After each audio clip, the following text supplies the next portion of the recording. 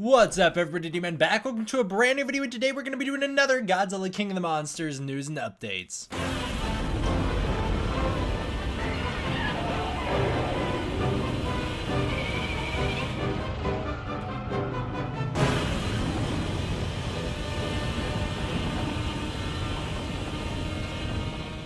Alright, there's just way too much going on right now. Way too much has been released. So what we're going to do is we're going to break it up into two videos. There will be today's video and then tomorrow's video. Today, literally all we're talking about is 4 of the images. That's what you're like, only 4. Holy cow. 4 of the images that we got from Total Film Magazine and the Total Film Magazine article itself. We're not going to cover the covers. We're not going to talk about any of the figure stuff. We're not going to talk about anything but this stuff. So if you want the next stuff, if you're like, damn, talk about those covers, D-Man, wait for tomorrow. But for today, let's jump into it. There's just so much to talk about. I'm like looking at this list of important details from the Total Film article, and it's a full page long. Like, holy cow. Okay, all right. What are we gonna start with? Toku Arts. One quick art piece, just the one. This one was sent to me by Toku Arts. Thank you very much for sending it. It's really cool. They sent it to me. They're an Instagram account. Great job here. You got Godzilla and Ghidorah and Rodan and Mothra. Looks amazing. I really like this. Apparently drawn by someone named Justin and Clarissa. I believe that's how you say that. I probably said it wrong, but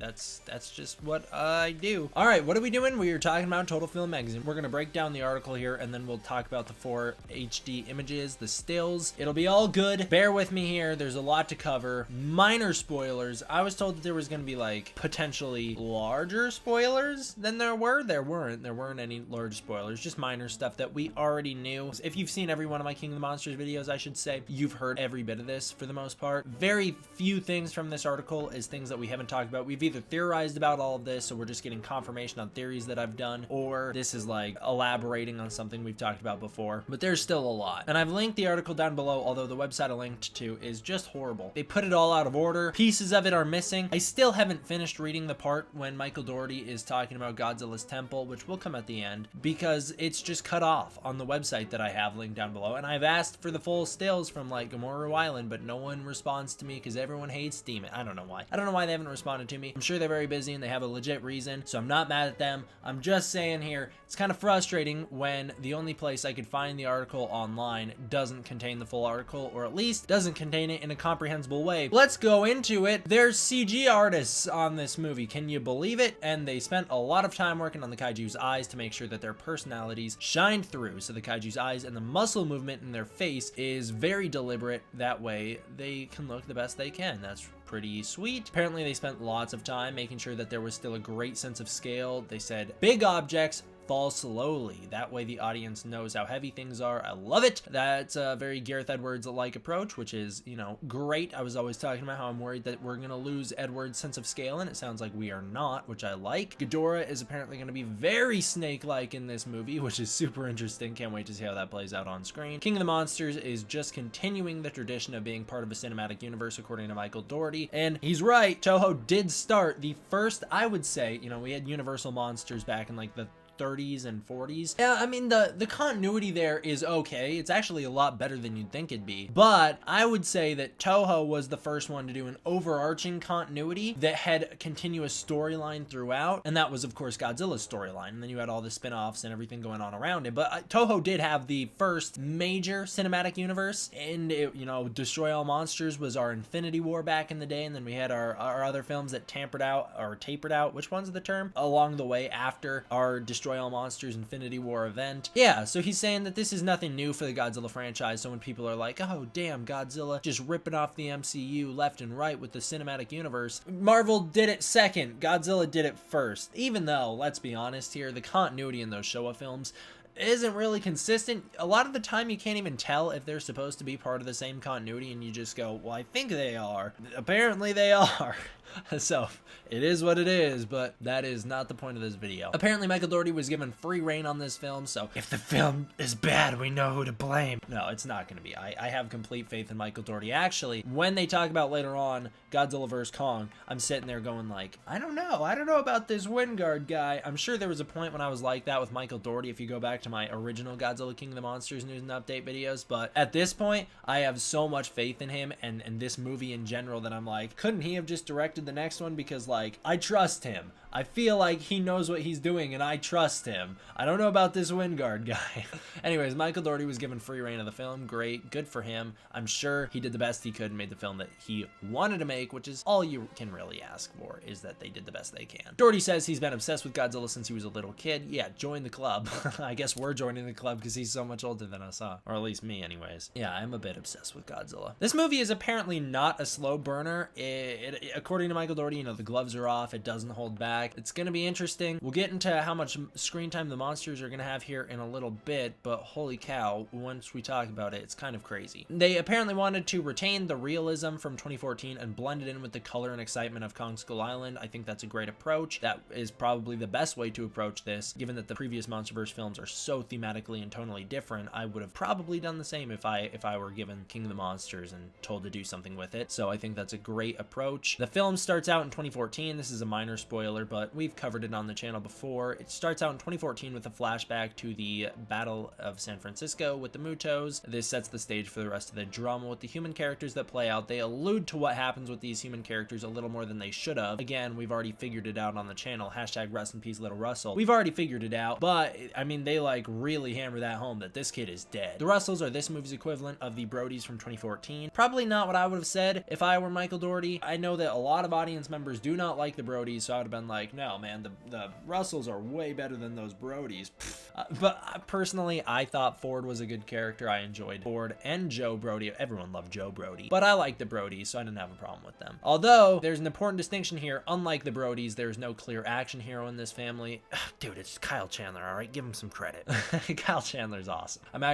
I know I keep getting sidetracked in this video. I'm rewatching King Kong from 2005. He's just such a likable guy. Bruce Baxter's kind of maybe not the most courageous or good person, but Bruce Baxter is a lot of fun. I can't wait to see Kyle Chandler in this new movie. I've actually never seen a movie with Kyle Chandler that I haven't liked him in, so yeah, I'm excited to see him in this movie. Anyways, the family is going to be broken and distraught after the events of 2014. This sets up for Mark and Emma to become prominent Monarch members, along with setting the stage for their divorce and their emotional problems throughout the film. Emma will have a device called the Orca, so it's good that we have a confirmed name now. We may have had that already, I just didn't remember it, but the Orca, which is her device that allows her to communicate with the Titans on some level. I also like how Vera Farmiga refers to them as kaiju in the interview. That's awesome. Vera Farmiga says that big guns don't work, but a woman's gentle touch. Now that's a different story. I love that. When a big gun doesn't work, make sure you get the women in there and they'll clear up the mess real quick. Hey, it works in the good old Mothra movies, so you never know. It works in King Kong too, actually, now that I think about it, so there you go. Women saving the day from kaiju since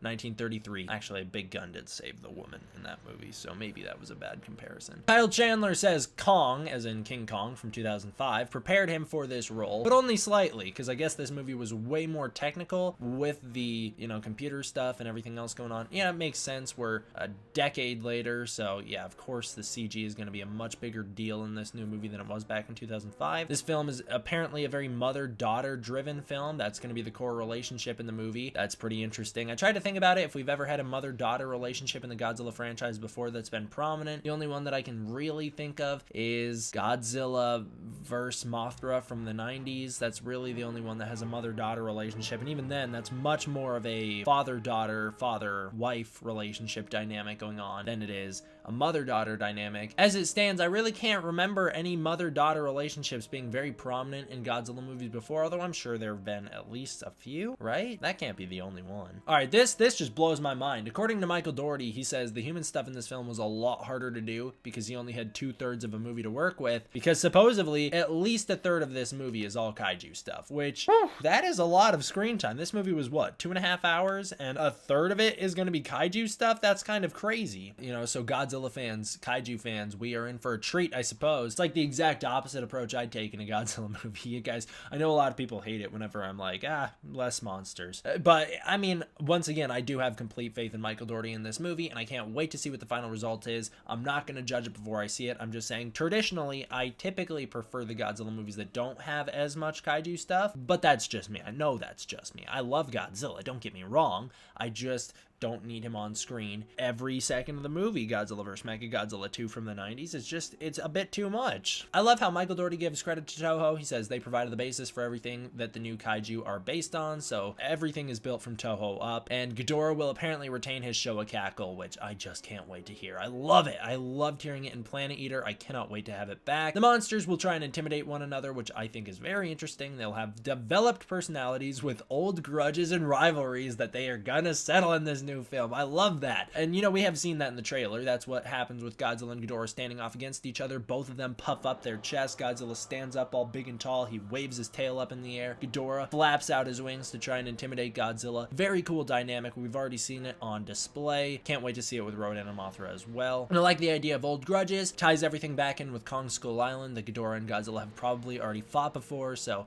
it will all be good to go. I can't wait. They wanted to put the god back in Godzilla. I've already covered that quote before. I don't know how some of these quotes have already gotten out, but yeah, Michael Dougherty said they wanted to put the god back in Godzilla. They made sure the soundtrack is counterintuitive. I find that very interesting. This is why they got Bear McCreary, because they thought he could handle it, and I believe in him. His Walking Dead soundtrack is amazing, and I know he's done other things. Everyone gives me crap for not crediting what God of War is at the game that he played, but it's because I've never played that game, so I don't know what his music in that game sounds like. Anyways, Bear McCreary, I have faith in him for the score, and I suppose that from what we are hearing from this interview, the score in the movie is going to be much more in line with the SDCC trailer than we originally anticipated. That's why they picked the song Claire de Lune for the SDCC trailer, is because they wanted something totally beautiful to play over scenes of mass destruction and apocalyptic imagery, and it sounds like that's what they're going with for the movie's soundtrack as well, which is gonna be interesting. I wonder how that'll play on its own versus play in context of the movie. The soundtrack is supposedly mystical and ancient and mysterious and powerful. There's a lot of traditional Japanese elements worked into it. Apparently they have a choir and some singers who are going to sing some haunting lyrics that will carry meaning for the film. Personally, I'm reminded of Prayers for Peace from the 54 movie, which is one of my favorite songs ever. It's so powerful, and the lyrics for that song are pretty deep as well if you translate it. As for the lyrics in this movie, I know we've already heard Godzilla's theme song at Comic-Con, and it has them chanting Godzilla's name, so they're giving that god element back to Godzilla with like the choir singing to him. Very interesting. Michael Dougherty has the quote that if Star Wars is a space opera, this movie will be a monster opera. Apparently going to Toho Studios was like a religious experience for Michael Dougherty, which good for him, man. I'm so glad he got to do this. He got to wear the freaking GMK head. That's amazing. And I've said this before and I'll say it again. If there's one thing that needs to happen before I die, literally the only thing on my bucket list is that I need to be inside one of those screen use suits at some point in my life before I die. Otherwise, I just haven't lived a complete life, and I probably won't get to live a complete life because that just seems like a very high demand that I'm probably never gonna get to fulfill. But how amazing would it be to be inside a screen use Godzilla suit? They're probably heavy, but like worth it. We have the quote that there's so many breadcrumbs to the MonsterVerse as a whole in this film. They're apparently layering Easter eggs upon Easter eggs in here, which confirms what we talked about with O'Shea Jackson Jr. a few weeks ago. The Easter eggs are supposedly still being added to the film this late into post-production, which is crazy. I guess they're just going real in depth with this. And I feel like this is gonna be one of those movies where we're gonna watch it over and over and over again. We're gonna pick up so much stuff, 200 things you missed in Shin Godzilla, and then the next one's gonna come out, Godzilla vs. Kong, and we're gonna go, oh, what? That's what that thing in King of the Monsters meant? I'm sure after Godzilla vs. Kong comes out, it'll make even more sense. There is confirmed a post-credit scene, sets up for Godzilla vs. Kong. Some of the human characters, we already know this, will transition into Godzilla vs. Kong from King of the Monsters. We know that characters transitioning will be like Zaya Zhang, Kyle Chandler, Madison Russell. I don't know why I said Kyle Chandler and then Madison Russell.